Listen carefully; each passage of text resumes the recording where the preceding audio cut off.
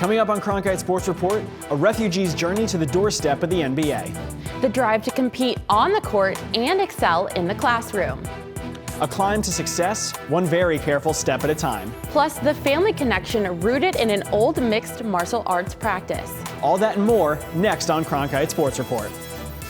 Hello and welcome into Cronkite Sports Report. I'm Bobby Kraus. And I'm Michaela Perkins. As student journalist at ASU's Walter Cronkite School of Journalism and Mass Communication, we look to bring you unique sports stories with an Arizona connection.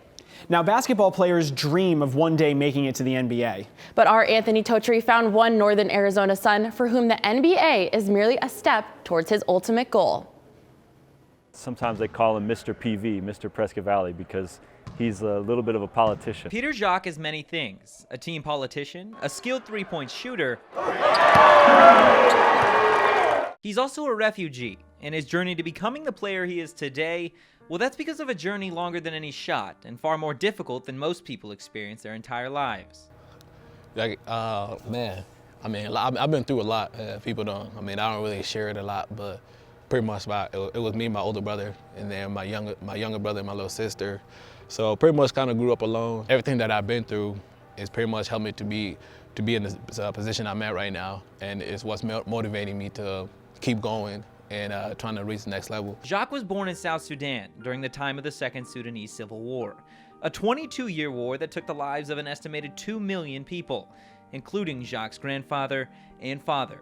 I didn't know him that well because he died when I was really young. So, but the stories that I hear from everybody else, it's great stories, and seemed like a great man. Jacques and his family fled Sudan to Uganda. They eventually made their way to Kenya. However, his grandmother and aunts lived in the U.S. So through a church group, Jacques arrived in the U.S. city that birthed his athletic future, Des Moines, Iowa. To me, it's unfathomable, like something so distant from what I've experienced or grown up in, or even people that I know have experienced or grown up with. It was in Iowa that Jacques' love for basketball, or better yet, his love for McDonald's, was ultimately sparked, leading to a passion for a game he never really enjoyed. About 6th grade, my guardian, who's my guardian now, had an AAU team back then, and he wanted me to play for his AAU team, which is a traveling team.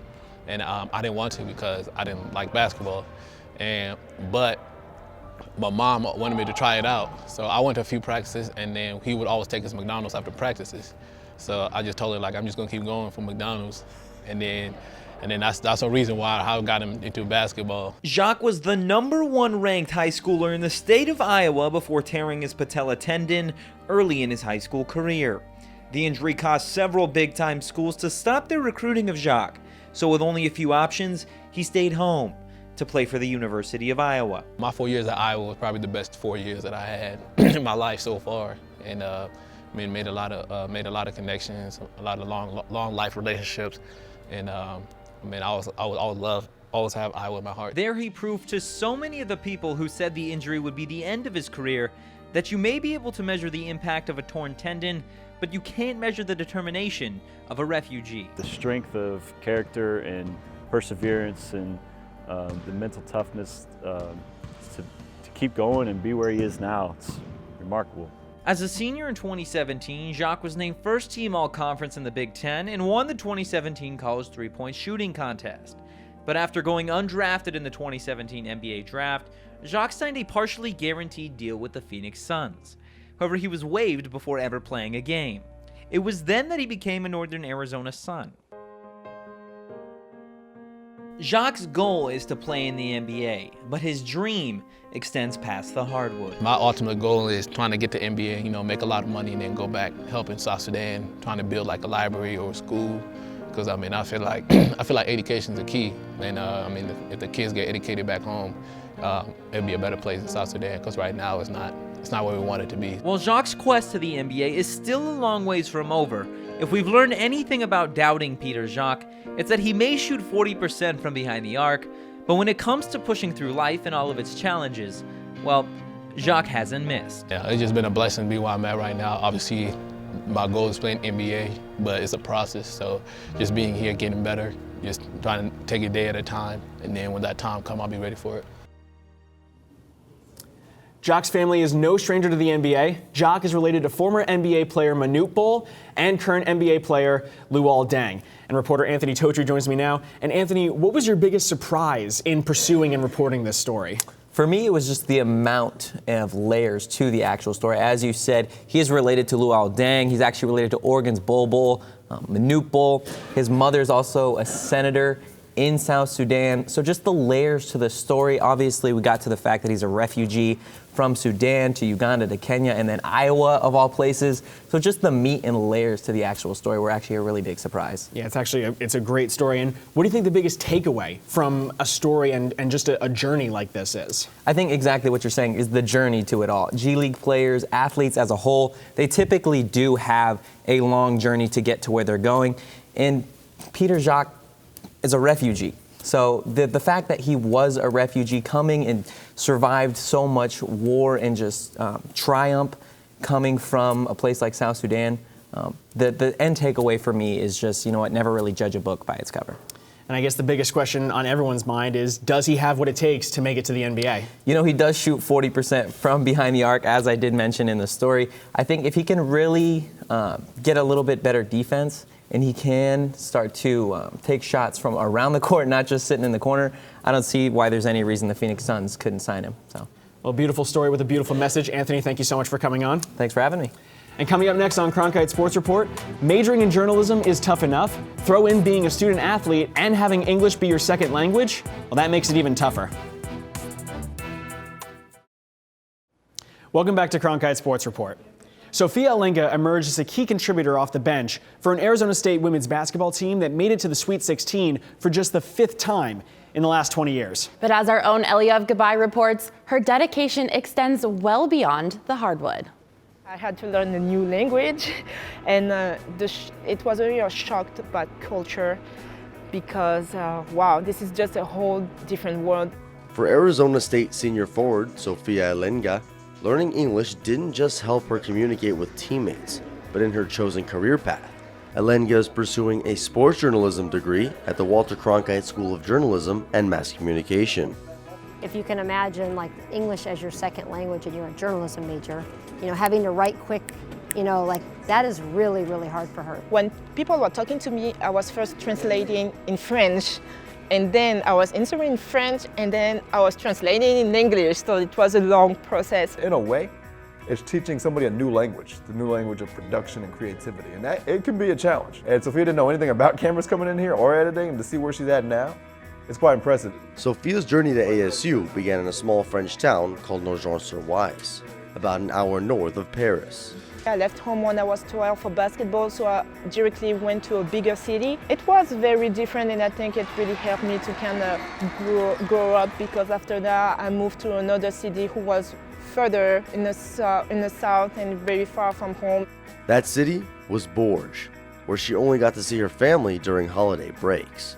While that was difficult, moving to the U.S. to pursue a college basketball career at Cochise College in Douglas, Arizona was a whole nother ballgame. Knowing that my family was not here with me in the country, I mean, honestly, I felt really, really lonely. Also because my friends was not there neither. And it was mentally was really hard. I'm not gonna lie, the first year, the couple months, I was crying every single day. Sophia eventually adjusted to American life at Cochise under former Sun Devil assistant coach Laura Hughes, before joining Charlie Turner Thorne at ASU in 2017. She works hard at everything that she does.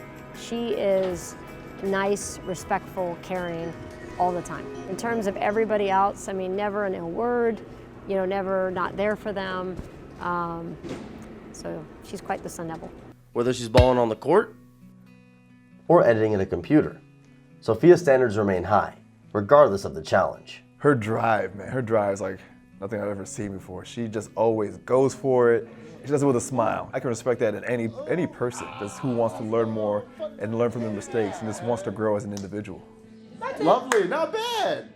Part of Sophia's drive grew out of her mother's brain cancer fight that began when Sophia was just 12, months before she first moved away from her family. Because I am the youngest of the family, all my siblings, they protect me. Like, they kind of keep me like, this is not, you don't have to worry about it. We got this, we got this. So I didn't really get involved. It's just like when you feel like powerless. That was kind of frustrated time, but I know that this is what they want me to do and they wanted me to do it well. So my goal for me was just to taking care of stuff. Fortunately, Sophia's mother had successful surgery and still supports Sophia from their home country. Meanwhile, Sophia presses on. My goal was to get my education, and at this point I was like, I don't have any choice. I have to go through it. All the most successful people in this world, I mean, they just know how to keep going, you know, and handle like work capacity. I don't know any really successful people that don't have a great work capacity. She keeps going and going and going, and she finds a way to succeed and get it done, no matter what is placed in front of her. Sophia's college basketball career ended with ASU's loss in March, but she has one more year of studies at the Cronkite School before she earns her degree. She's weighing her on-court options around the world and in journalism. In Tempe, Eliav Gabay, Cronkite Sports Report. I am now joined by reporter Eliav Gabay. So Eliav, after speaking with Sophia, what were her biggest struggles with balancing sports journalism and being an athlete? Well, as you would imagine, time management is definitely something tough to deal with, not only being a student athlete, but sports journalism is a whole nother level. I mean, we know how much it takes to get these sources, to interview them, to edit these videos, write these articles. But to do all that while being a student athlete, while traveling with the team and things of that nature, it's a lot. So how did her time at Cochise College help her adjust to the United States and prepare her for ASU? Well, you said it, Michaela. I mean, adjusting to this American culture was not easy. You know, she was all alone. She came here still learning the language to this day, but at that time, even tougher. But as she got to ASU, all of a sudden, that's 2 years already in America, 2 years of learning English, of communicating, and that worked wonders for her by the time she got to ASU. You know, I'm really curious, what impresses you the most about Sophia? There's so much to choose from. Well, yeah, there's no doubt there's a lot to choose from, but to me, it's got to be her courage. I mean, not only to come here, not knowing anyone, no friends, no family, but to transition into another school after 2 years and take on a major like sports journalism when it's tough enough for native English speakers, let alone someone who is developing her English and having to communicate on a journalism level. So much to be impressed by, but her courage, probably the most. Awesome. Thank you, Eliav. We appreciate your insight. Coming up next here on Cronkite Sports Report, how rock climbing has shaped the life of one teenager.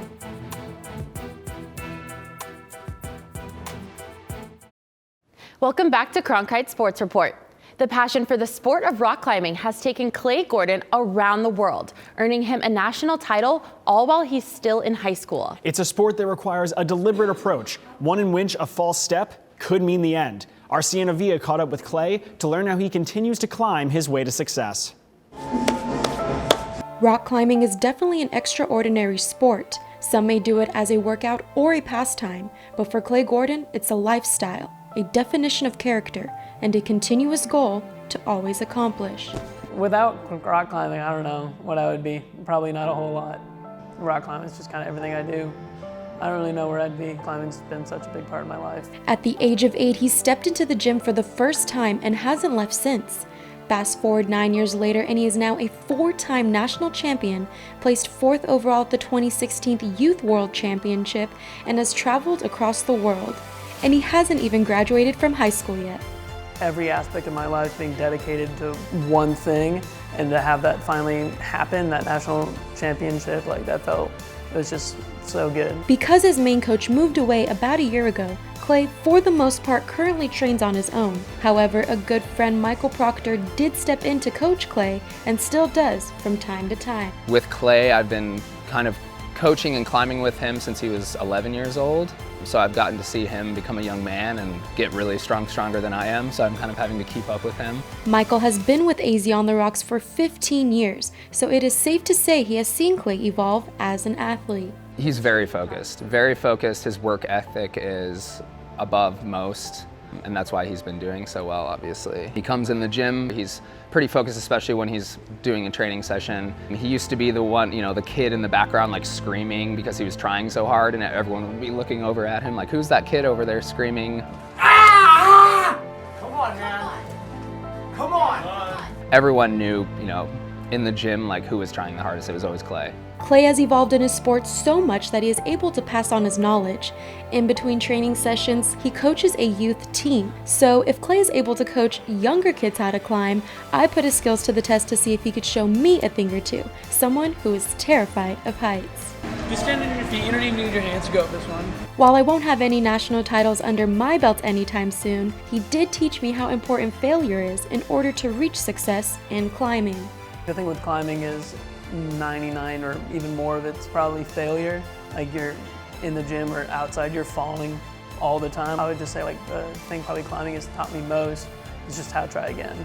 Now what you saw was really hard and scary, but obviously Clay makes it look way more easy. However, what he's really passionate about is actually outdoor climbing. Yes, real boulders. His coaches got him into bouldering a couple years ago, and ever since then, almost every other weekend he travels 4 hours towards Las Vegas to climb at the Red Rock National Conservation Area.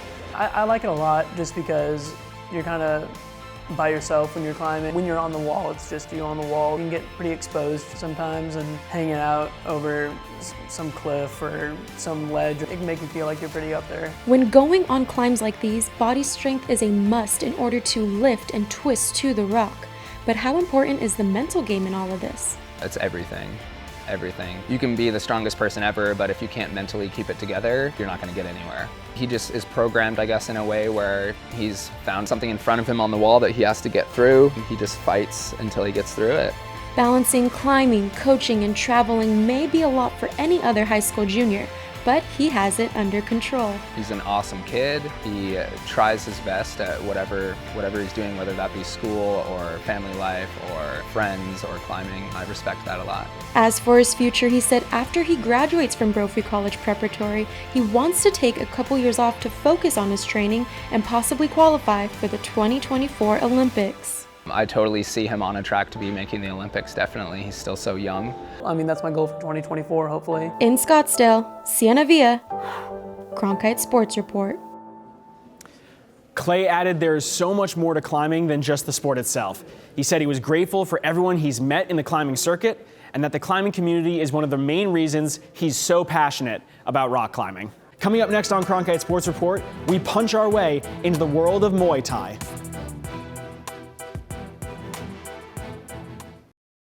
Welcome back to Cronkite Sports Report. I'm Michaela Perkins. And I'm Bobby Kraus. 17-year-old Tiara Brandt is not your average teenage girl. Our Marnie Kaufman uncovers the steps it takes to train as a ranked Muay Thai fighter.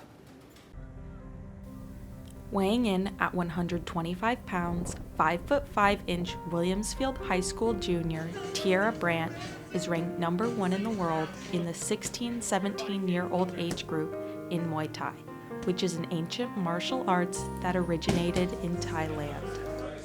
Kind of a free-for-all. Like it's like everyone kind of sees it as like pretty violent. It's really not that violent. MMA is probably way more like brutal, I'd say, just because you can go to the ground and everything. So Muay Thai is all stand up. Like you never really go to the ground. If one of you does go to the ground, you get right back up. So it's all stand up, punches, kicks, knees, elbows.